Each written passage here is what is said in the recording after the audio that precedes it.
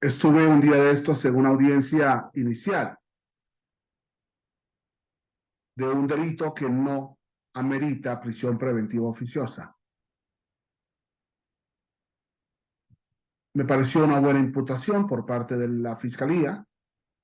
me pareció una buena defensa del abogado defensor, me pareció excelente que el asesor jurídico, en vez de adherirse al Ministerio Público, por fin hizo una excelente imputación de los hechos dañosos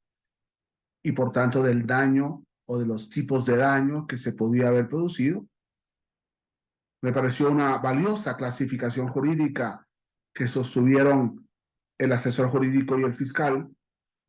y me pareció un análisis valioso de parte del abogado defensor con respecto a la clasificación, autoría y participación del imputado en el hecho delictivo. Sin embargo, al final de la audiencia, el fiscal solicitó prisión preventiva justificada. Me pareció que estaba bien justificada las razones: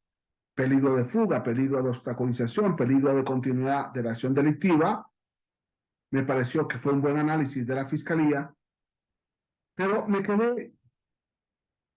pendiente, ya lo había escuchado en otras audiencias y ya lo había escuchado en algunos cursos de capacitación, por lo que dura el proceso. Y en concreto, había pedido 6 meses para lo que dura el proceso. Es decir, la prisión preventiva, en ese caso justificada, sería por los 6 meses que dura el proceso. Yo pensé que entonces era solamente la etapa de investigación y que vencida la etapa de investigación habría que revisar la prisión preventiva. Y sin embargo me decían que no, que lo que dura el proceso es hasta que supere la etapa intermedia, supere la etapa de apelación, supere la etapa de juicio y, señores, perdón, pero me di cuenta que se están violando flagrantemente los derechos humanos de los imputados.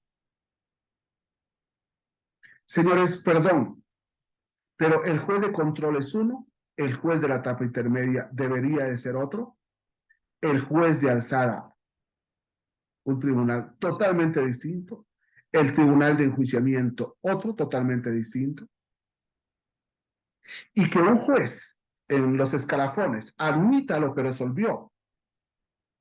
principalmente en medidas cautelares, un juez de control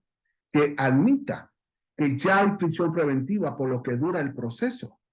que no revise la prisión preventiva el juez de la etapa intermedia, que no revise la prisión preventiva el juez de la etapa de enjuiciamiento, y que el imputado esté preso hasta que dure el proceso, es una flagrante violación a el debido proceso, al derecho de defensa, a la diferencia jurisdiccional que asume la causa. Es injusto, tremendamente injusto, que un juez reciba a un detenido y no controle si fue prudente o imprudente, justa o injusta la medida cautelar. Es muy peligroso que el juez de la etapa intermedia reciba al detenido sin controlar una de las decisiones más serias que se tomó respecto a ese imputado, que fue la prisión preventiva. Mayor aún, mayor gravedad aún, que un tribunal de enjuiciamiento reciba una causa con auto de apertura a juicio con un reo preso, con un detenido, con una persona sufriendo la prisión preventiva, y que ese tribunal de enjuiciamiento no revise la medida cautelar. Que ese tribunal de enjuiciamiento admita los criterios de un juez de abajo, de un juez de control, de un juez de mero trámite, y que el imputado no pueda llegar a una audiencia para hacerle ver al tribunal en los escalafones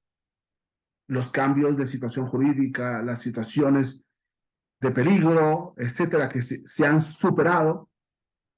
y que por tanto puede haber un cambio de medida cautelar, pero no es posible que un juez en las escalafones siguientes de la causa penal admita, eh, admita, no es posible que admita la prisión preventiva hasta que dure el proceso, que admita como válido lo que resolvió el juez anterior. Proceder como se viene procediendo en México, por lo que dura el proceso, demuestra que dentro de nuestra cultura procesal penal, las medidas cautelares, en particular la prisión preventiva, no es excepcional. Debemos superar el auto de formal prisión que llevaba a que ipso facto, existiendo el auto de formal, el auto de inicio de proceso, se ordenara la prisión preventiva, que hacía obligatoria la privación de libertad. Debemos superar el proceso privativo de libertad, debemos asumir la cultura del proceso en libertad en México, tenemos que cambiar los criterios anteriores por criterios mucho más humanos. Es posible y tenemos que hacer una cultura de proceso en libertad, sin prisión preventiva. Ojalá oficiosa, que es un tema que esperamos que algún día se resuelva, y si no,